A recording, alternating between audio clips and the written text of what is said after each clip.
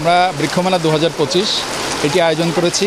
আজকে থেকে শুরু হলো এবং জেলা পর্যায়ে সরকারি সিদ্ধান্ত মোতাবেক 7 দিনব্যাপী এই বৃক্ষমেলাটি চলবে এবং বৃক্ষমেলাটি আয়োজন করা হয়েছে ভোলার আপামর জনসাধারণ যেন বৃক্ষরোপণের ক্ষেত্রে উৎসাহিত হয় এবং সহজে সুলভ মূল্যে বিভিন্ন বৃক্ষ প্রজাতির চারা এখান থেকে সংগ্রহ করতে পারবে এবং ভোলা জেলাবাসীর মধ্যে ব্যাপক আগ্রহ রয়েছে বৃক্ষরোপণের এবং এখানে আমাদের জেলা প্রশাসনের সহযোগিতায় বন বিভাগ এই বৃক্ষমেলাটি উদ্বোধন করেছে এবং ভোলা দ্বীপ জেলা এখানে বৃক্ষ এবং বনজ সম্পদের যে গুরুত্ব আছে, প্রাকৃতিক দুর্যোগ থেকে রক্ষায় যে গুরুত্বটি রয়েছে সেটি ভোলাবাসী অবগত এবং এ বিষয়ে ভোলাবাসী স্বতঃস্ফূর্তভাবেই কিন্তু ব্যাপক হারে বৃক্ষরোপণ করে।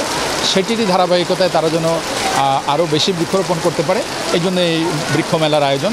বিশেষ করে এখানে আমাদের কোমলমতি শিক্ষার্থীরা যারা ভবিষ্যৎ দেশের নাগরিক তাদেরও ব্যাপক এখানে অংশগ্রহণ ছিল। আমরা একটি শোভাযাত্রার মাধ্যমে এই বৃক্ষমেলাটি শুরু করেছি এবং সেখানে এই ছাত্রছাত্রীদের অংশগ্রহণটাই আমাদের ছিল চোখে পড়ার মতো এবং তারাই এই ভোলার যে জেলাতে বৃক্ষের যে সমারোহ এবং ভবিষ্যতে বৃক্ষ সম্পদে সমৃদ্ধ করে তুলবে। সুতরাং বৃক্ষ আসলে আমাদের জীবনের সকল ক্ষেত্রেই ওতপ্রোতভাবে জড়িত এবং আমাদেরকে উপকার করে চলেছে। ভোলার যে নয়নাভিরাম বনজ সম্পদ আছে সেটি কিন্তু পর্যটকদের জন্য একটা আকর্ষণের বিষয়। আমাদের নান্দনিক যে নৈসর্গিক সৌন্দর্য এটির যে মূল ভিত্তি হচ্ছে বৃক্ষ বা বনজ সম্পদ।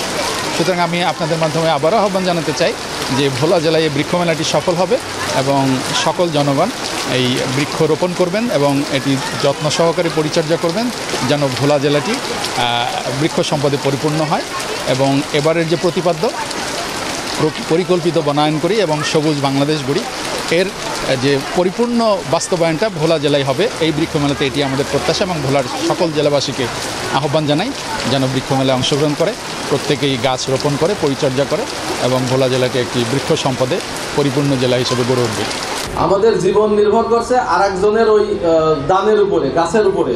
আল্লাহ এভাবেই আমাদের তৈরি করে দিয়েছে, একে অন্যের পরিপূরক। স্পেশালি বলেছেন মরুভূমিতে গাছ নাই, মানুষের বসবাস নাই, হাজার হাজার মাইল শুধু ফাঁকা মাঠ আর ধুধু বালি। মানুষ নেই কেন? নেই কারণ এই কারণেই ওর নিচে আবার অজস্র সম্পদ তাদের আছে, তেল সম্পদ, কিন্তু সব জায়গায় মানুষ নাই। কাজেই আমাদের অস্তিত্ব অনেকখানি নির্ভর করছে বনের উপরে, গাছের উপরে। আমাদের দেশে গাছপালা, এখানেই বলেছে বাঁধন যে এই যে আইলা বা আমফানের মতো ঝড় যখন আসে তখন সুন্দরবনের গাছ ঢাল হয়ে রক্ষা করে আমাদেরকে। এইখানে তোমরা তোমাদের এই ভোলা জেলায় যাও, ওই ঢালচরে যাও, মনপুরায় যাও, ওইখানে যে বন জঙ্গল আছে এই বনের কারণেই কিন্তু অনেকখানি আমরা ঝড়ের থেকে বেঁচে যাই, পশু পাখি বেঁচে যাই এই গাছের কারণে। অতএব গাছ আমাদের আশীর্বাদ, গাছকে আমাদের রক্ষা করতে হবে।